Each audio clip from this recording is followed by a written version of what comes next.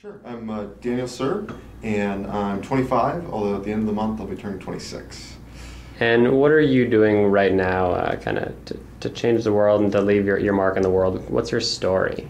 Great. So I work in an organization called the Federalist Society, and we believe that the best course forward for America and the best way to kind of change the world in the short term for me is to see us return to the first principles of America's constitutional order. And so that means returning to a lot of the basic kind of foundational things that our founding fathers gave us, right? When they got together, they were a pretty smart group of guys. And they gave us a written constitution, which was unique in the history of the world at that point. And in that document, they embedded a series of kind of guarantees for liberty that were kind of new innovations in the science of government, you might say, right? So we have checks and balances, we have the separation of powers, we have federalism, all these different kind of tools that, and then the Bill of Rights, obviously, that give us the American government that the founders drew up. And kind of throughout our history as a country, there have been times where we've come closer to that, and there have been times when we've drifted away from that.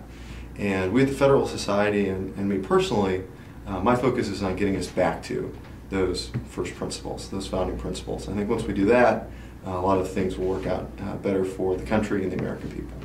And so what are some of the ways that manifests itself? What are some of the projects you work on? Sure. So the Federalist Society is a group of lawyers and law students. There's about 40,000 of us across the country. I work with the law students. I love them. They're great because these are young people who are passionate about America and the Constitution and the things that make this country great. And they want to see us kind of return to those first principles I mentioned. So at all 200 law schools all across the country, we have student clubs. They're groups of students at each school who are interested in ideas. They want to talk about the Constitution. They want to talk about other current legal issues, what the Supreme Court is doing, and try to figure out what the founders might think about it, what makes sense for us as people who believe in conservative and libertarian ideas.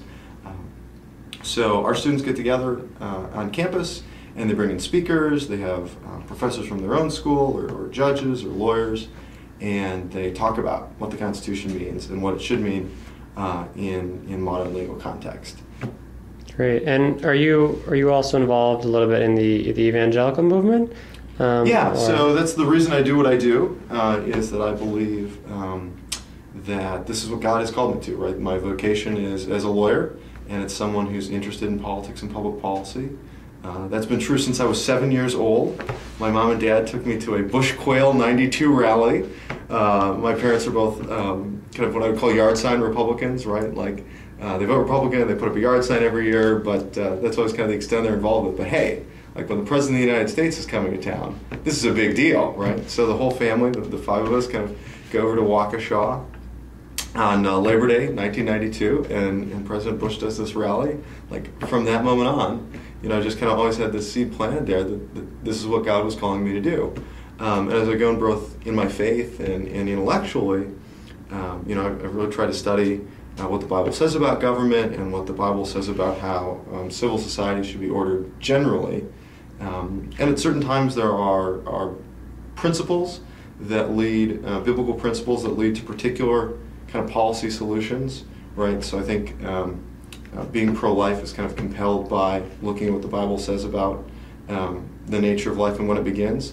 At the same time, though, the Bible leaves a lot of room open where we're called to use prudence, that we have to kind of look at the evidence, see how things have worked out in the world, see what history can show us, what the wisdom of human experience over the ages says, and that we as policymakers have to figure out how to best use that in our own day. As kind of a prudential application of general principle.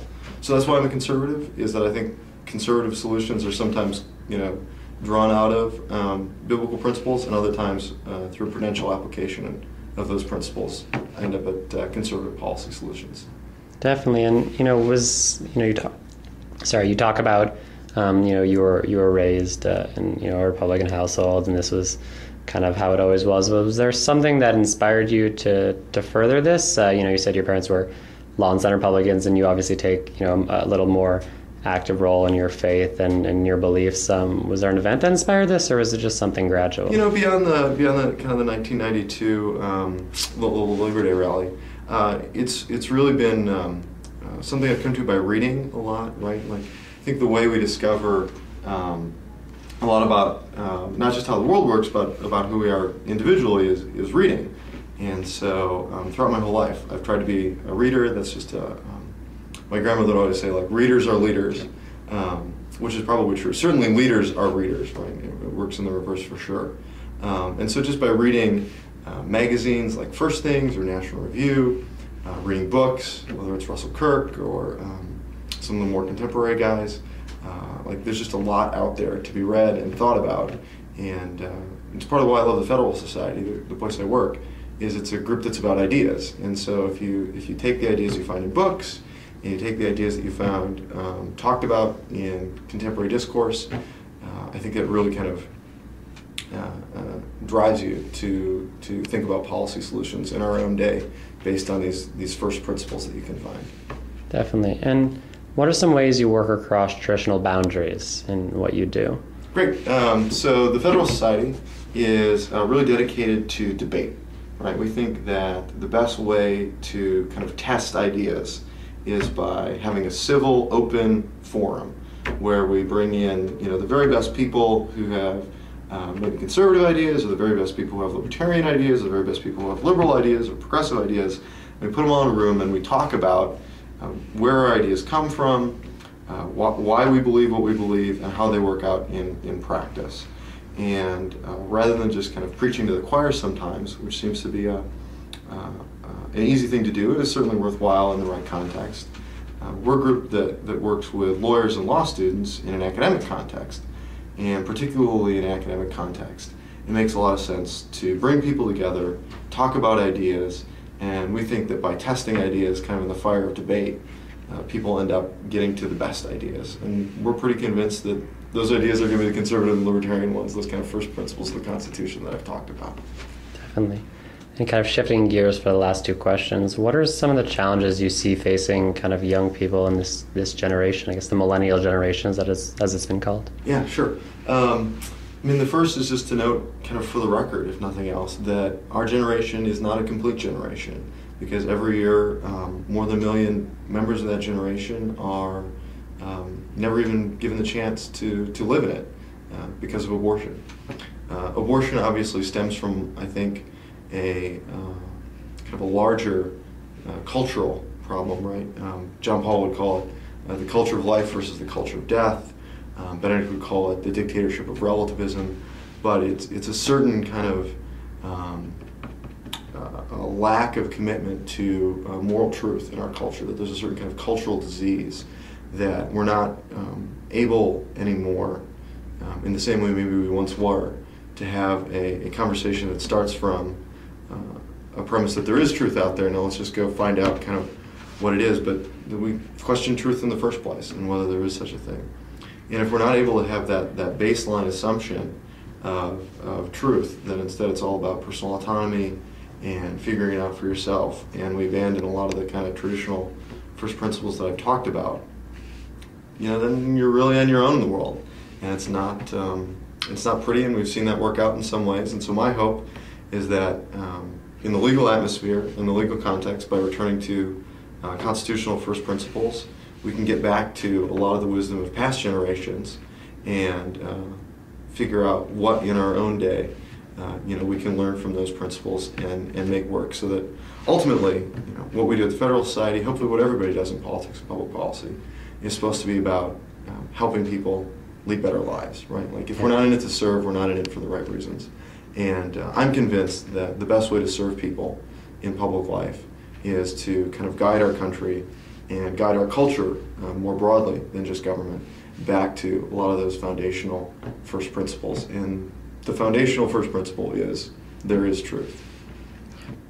And following up, what advice do you have for a young person who wants to get more involved in their communities or youth mobilization or politics? What advice could you give them? Yeah, sure. It starts what I said earlier. You just got to read, right? Like, there are wonderful books out there. There are literally millennia worth of great thoughts that have been put to paper by really wise men and women from all eras and all cultures, and there's just so much to be learned out there about what government is, what public policy is, and you just really need a kind of baseline of understanding those things in order to enter kind of conversations on a serious level.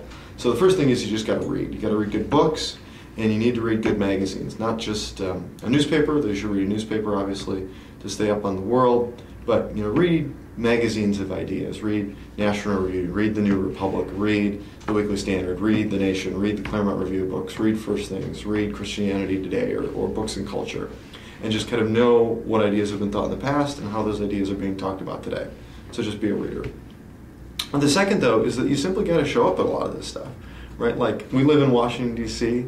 If you're on a college campus, there are always interesting events that are happening that you can go to, where you can talk about ideas, where you can learn from professors and scholars and people who do work in whatever field you're interested in.